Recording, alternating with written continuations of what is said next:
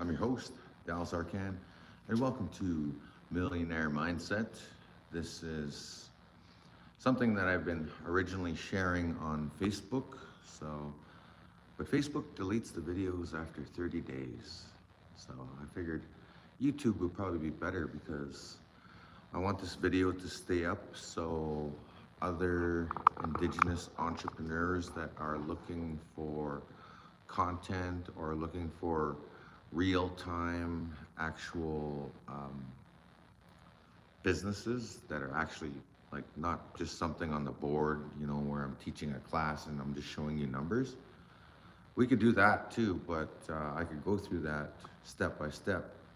But in this video, I would like to discuss uh, the emergence of Indigenous businesses in 2025 and what that means to society, what it means for Indigenous people, what it means for myself as an Indigenous entrepreneur. Uh, I know I don't look like it, but I'm not a full Indigenous person, but I'm a mixed Indigenous person. I got full status though in Canada. I have a status card. So, but my whole life I grew up on the reservation, and I grew up as an Indigenous person, and I identify as an Indigenous person. But to be honest with you, I'm a mixed Indigenous person. But yeah, it's a lot of little. Nowadays, you got so many labels with people, and you got pronouns and all that stuff. Like everybody just wants to be correctly identified in the way. So I've done a little bit within myself.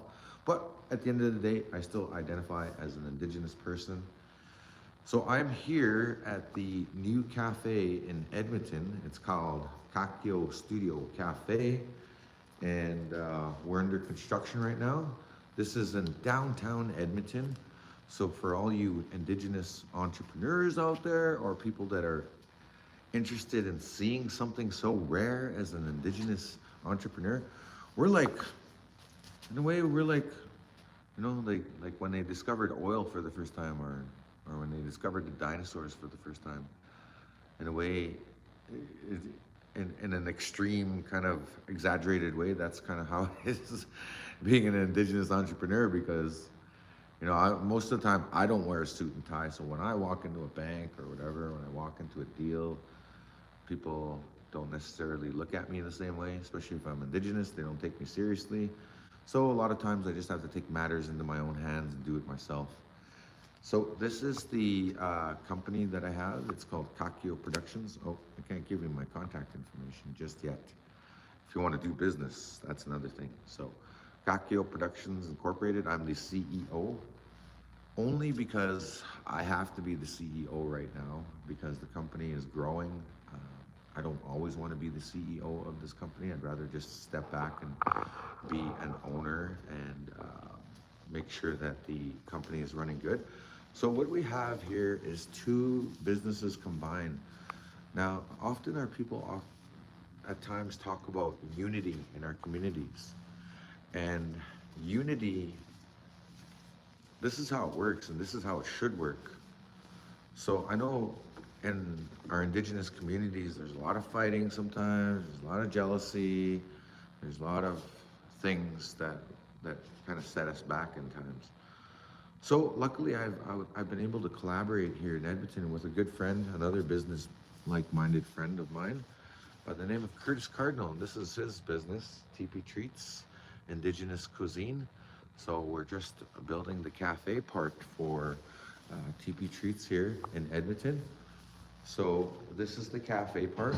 Now we've had to do a little bit of design and blueprint work as we went along, and we had to be careful to be within our lease, what we agreed to with the building owner.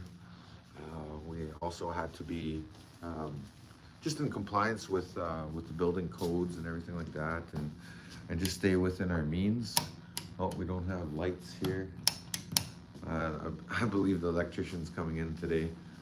We have multiple things going on, so we're just building the kitchen right now. So this is a commercial kitchen. So if you ever have a cafe in your business, you have to have one of these, the triple sink. Everybody knows that. So we had to customize this place. This was originally an office, but as soon as we saw this space, it was like a perfect investment or um, a perfect space for our vision to come to life. So this itself that we have here is Kakio Studio Cafe. Kakio is a Cree word for everybody. And that's what I named my company off after is Kakio, because in all honesty, the work I do as an artist is I perform for everybody. I kind of work for everybody.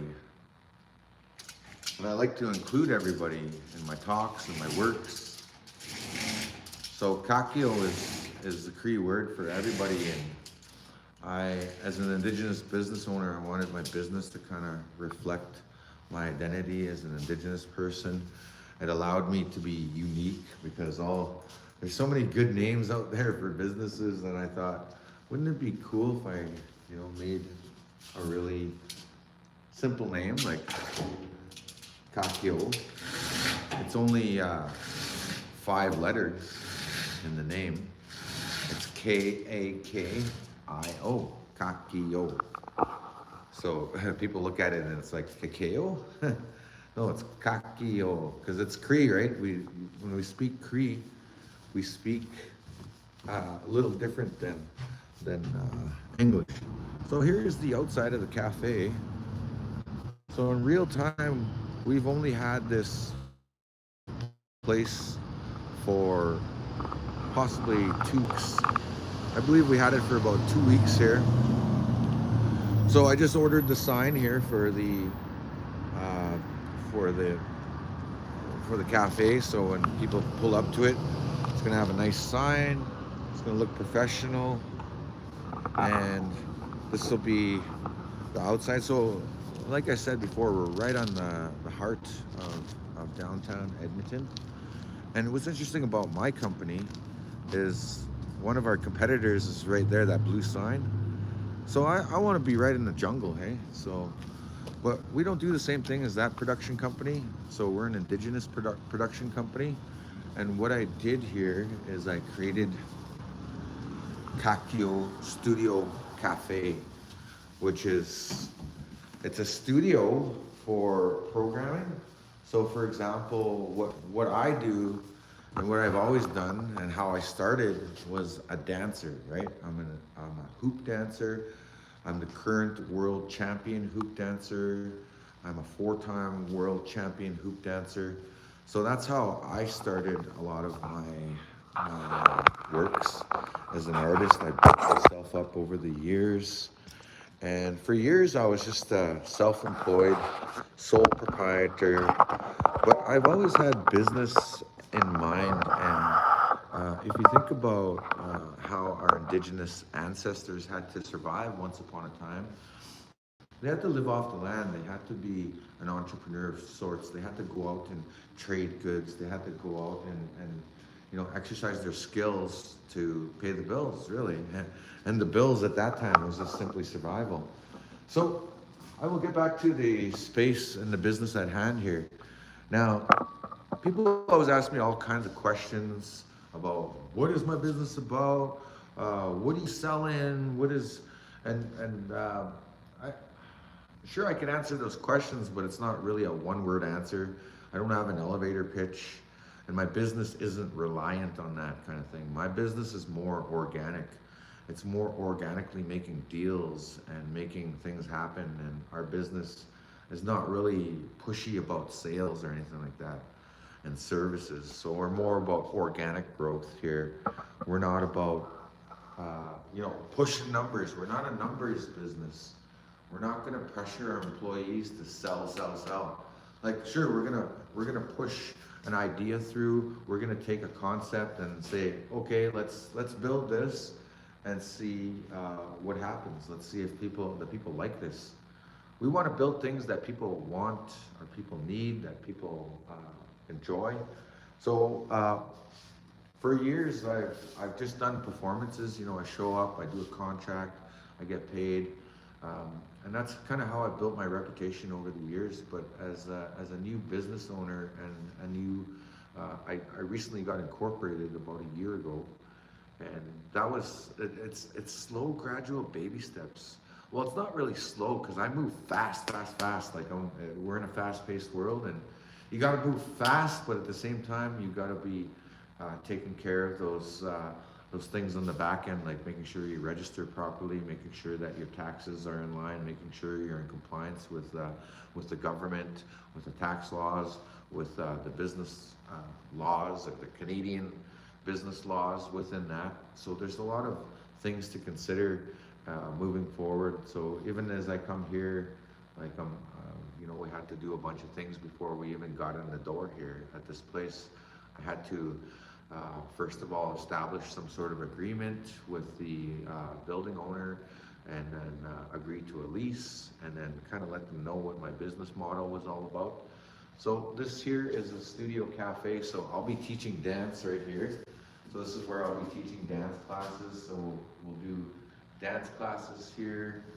This is also an event space. So when the cafe is up and running, which is going to be pretty much every day. So the cafe itself has nothing to do with my business. So the cafe is actually, they're a sublease from my business. So that's how we structured this deal to make this cafe happen. So what we did is we took TeePee Treats, Kakio Productions, and we brought them together. We made an agreement saying that, Kakio is going to rent a certain amount of space within this. And, in a way, we're kind of married, we're kind of melding together our businesses, and that's how we're able to create this cafe space, because not only is this going to be used for dancing, because I'm a dancer, right? And I have a production company. So all the sound and lights and stage design in here is by my company. That's what my company does. My company does shows. We do staging, lighting, and we do small productions. We're not doing big concerts like Nelly or Nelly Furtado, or not doing Rogers Place or anything like that. I'm talking small productions that everyday people can afford, like weddings or conferences or this corporate meetings. We're trying to get in on that market. And it's a $1 billion market. It's a big market. A lot of people don't realize. So, and that is not really sales heavy. It's more about a commodity, providing a service, and then also, my company also has my business model is more based off of multiple streams of income. So that's how my business survives and thrives, is just having multiple streams of income, everything from booking this event space, everything from booking me as a performer, doing shows, also me selling classes, course material, doing deals with other businesses. And now that I have this event space, I can rent it out and provide the sound production and the setup for, if somebody wants to have a staff party or a private event. That's kind of what I cater to. And speaking of catering, I have in-house catering. So the good thing about my business is that it kind of belongs to the same hive as what I do. So the catering kind of complements to the production. So if I'm doing an event here, people need to eat, or sometimes TeePee Treats is doing an event and they need sound and production. So it's kind of hand in hand, and we are ironing out all the kinks. And the good thing about getting yourself into an establishment is the ideas are no longer ideas. When you have an idea, when you're in here, you can actually develop and incubate that idea and graduate it and develop it. And then the fact that you're in a business setting, that idea all of a sudden just becomes a product instantly, or it becomes a service. It goes from concept idea to all of a sudden, let's throw it on the board, let's see what we can do, let's put it on the whiteboard and hash it out, let's have a meeting on it, let's talk about this a little further, and then just keep going, keep flowing, keep the rhythm. So that's kind of how things are done around here, and I hope I explained the business model as best as you can. Grant Cardone, I follow Grant Cardone a lot, and he's one of my gurus. I don't even know the guy, but I look up to him. I look up to Grant Cardone, Bedros Koulian, I look up to him, and Tony Robbins. a lot of the gurus, they're non-indigenous, of course, but race has nothing to do with business. If you know, you can have business mentors from all over. Like there's a lot of really good business people out there that share their ideas on YouTube. I don't know if I'm the first indigenous business video on here with the Millionaire Mindset. By the way, Millionaire Mindset, to me, it just means, you know, thinking like a millionaire. It just means thinking, you know, higher of your higher self. And that's something that came from my daughter. I'm going to credit Millionaire Mindset where the idea came from. Is it came from my daughter. One day she came home from school and she had some bullies at school, some non-indigenous girls where, you know, kids are in school, they can get mean, they bully, they fight, whatever. They pick their nose too, or whatever. But my daughter came home from, she was upset, and her mother would always tell me what she's upset about, right? So I had a little intel, and I talked to my daughter, and I told my daughter, I kind of asked her what was going on, and she's like, well, we live in an ugly res house, and you know, because I lived on a res, I come from humble beginnings, right? To, you know, I do things like this though too. I can go to the res, and I can come to the show. So anyways, how Millionaire Mindset was basically founded was kind of off of my daughter. My daughter, she needed some advice, and she needed a pickup. She needed somebody there to tell her that, you know, don't pay attention to what those people say, you know, because you are worth $1 million. You as a human being, you are beautiful. You are worth more than you even know. So then it got down to our status cards. So in Canada, we have well, we call that Indian status card, right? So it's basically just, you know, everybody knows the story about Christopher Columbus, right? He got lost trying to find the route to the West Indies, thought he arrived in India and saw the natural inhabitants. And Christopher Columbus was an Italian sailing for the Spaniards, right? So when he got here, he called the first people he saw Indios because they're really dark. So he arrived in the Caribbean. And so there's how we got the word Indian in Canada and the United States. So that's why we have an Indian status card. So there's the Indian, well, I think they renamed this one. No, it still says certification of Indian status. So that's kind of where Millionaire Mindset came from. I told my daughter when she came home from school, she's like, you know what? Those kids, you know, they may act fancy with their big house or their fancy Mercedes car, or their fancy clothes or whatever, but they can have all that, and so can we. We can get those things too, you know, you just have to be smart. You have to work hard, right? We can get those things too, but what we have, they don't have, is we have land, we have culture, we have history, we have the Indigenous status card, we have our status card. So that means we can go hunting. We don't apply for no permits.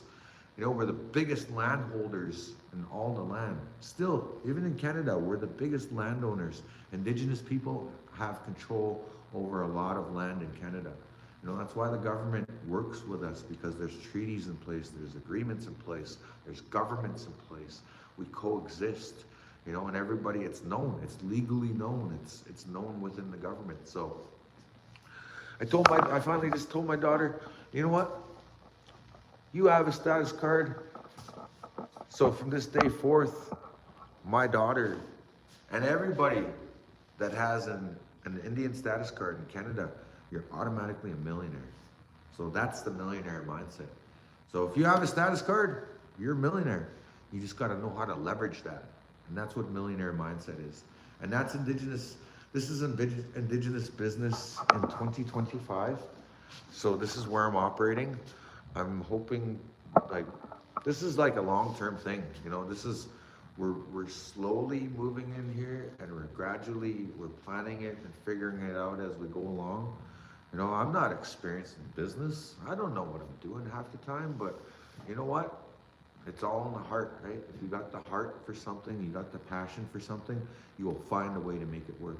You'll find a way to make it happen. And, you know, we did. And when we first moved in here, this place was like not, not equipped for our business, so we had to do a little bit of fixing and renovating, and we painted the ceiling. We got rid of the drop ceiling. Oh, hi. Delivery for me. Okay. Oh, is that my printer ink? I'm just gonna lie right now. That's fine. Are you done this? Yeah. Thanks. Thank you. Right. So there we go. FedEx has delivered again. So let me take you to my office here.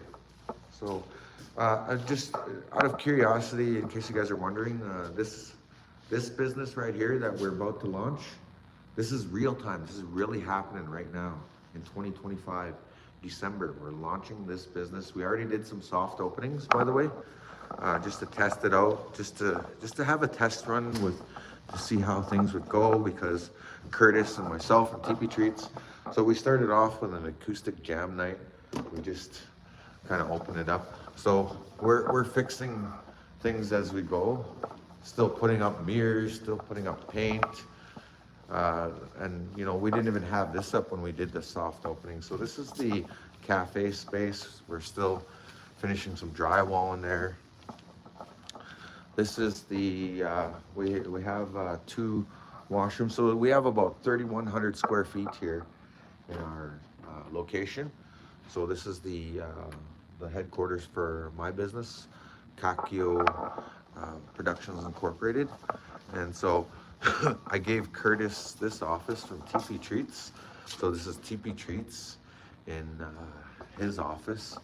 So we have, we're kind of coexisting and working together. Now, I happen to be incorporated and I had the means to get this started, and also financially I was a little bit more established, or a little bit more fortunate to have my own funding to start this business and to invest in this. So everything's an investment, right? Everything is an investment right till the very end. And the best investment, they say, is always to invest in yourself. You know, there's so many ways you can invest money nowadays. Like you can go buy a GI. Well, in Canada we call them GIC. I believe in the United States they're 401ks. So in Canada we do GICs, but investing with the bank, you don't really have control over that, and there's only a small margin. Like it's just kind of a lazy way of investing. You know, some people are active traders, they go on the market, but that's very time consuming going through there, and it's very risky.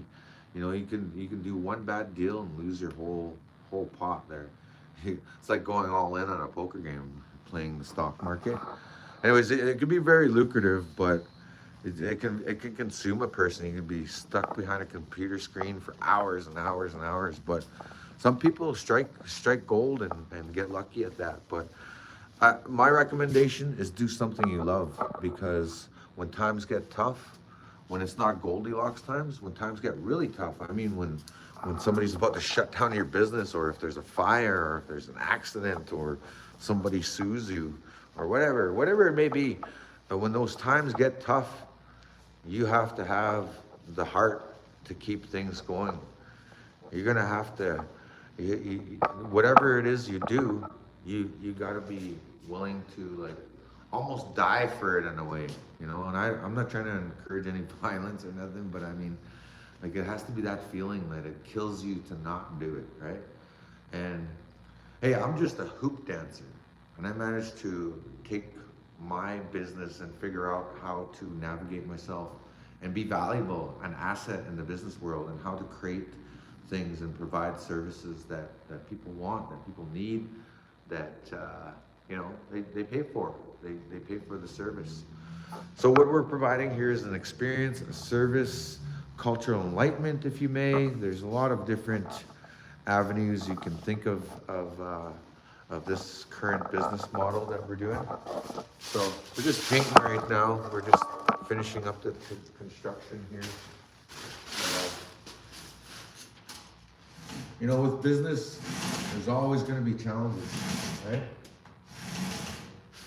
And just to give you guys a little backstory on me, the businessman now, I wasn't always this fortunate, okay? So let's just get that straight. I started out with nothing on welfare. Like actually, you know what's funny?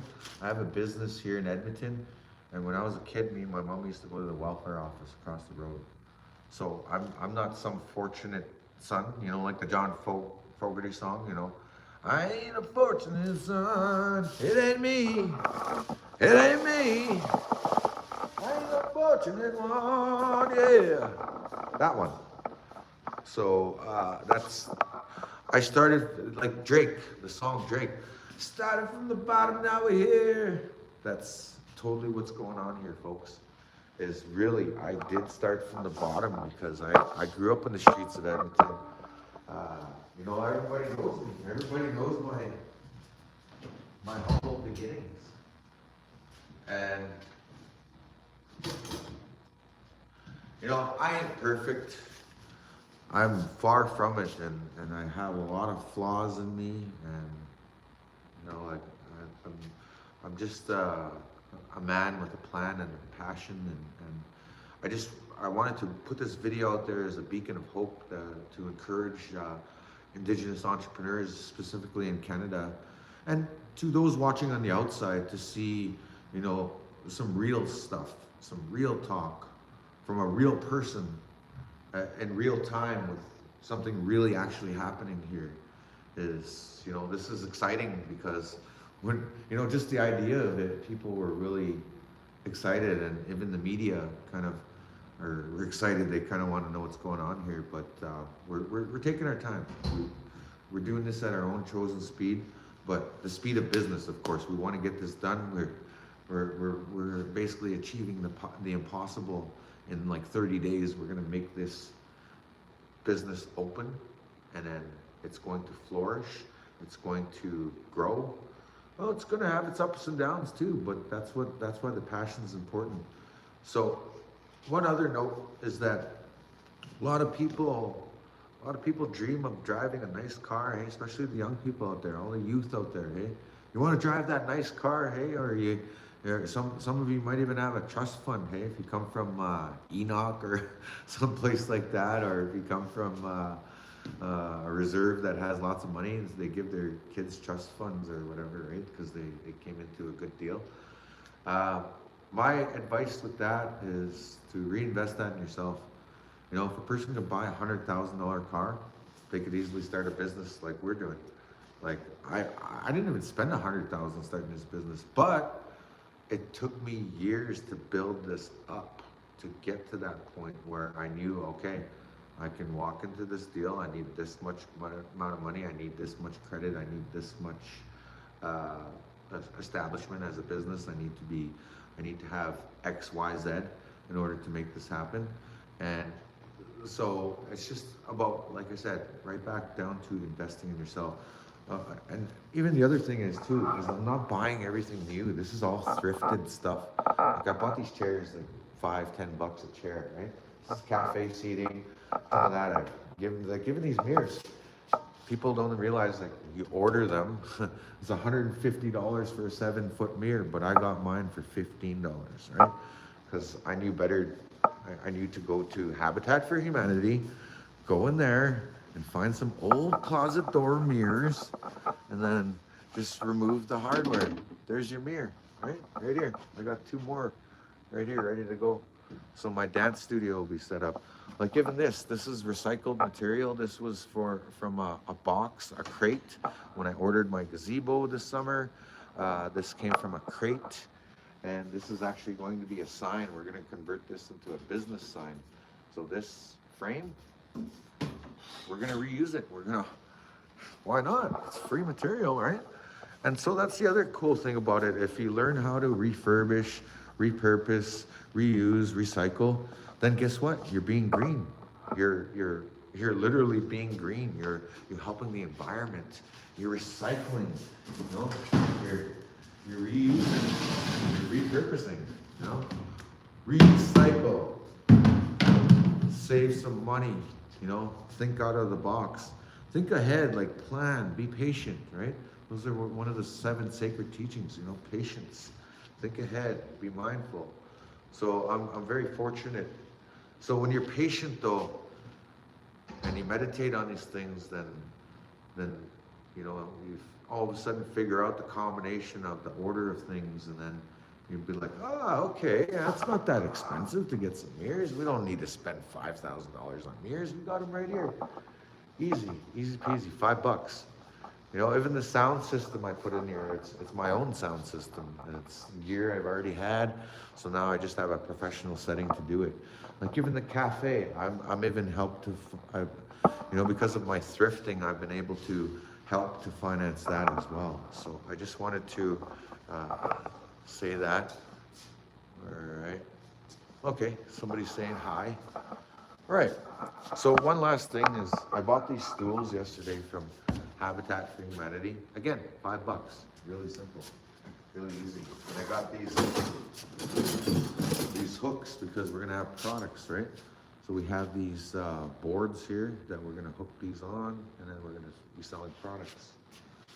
So either way, I'm helping TeePee Treats in a way we're working together. We're helping each other, and that's what we need to see more of in our Indigenous communities. No more jealousy, no more fighting, no more, you know, he said, she said.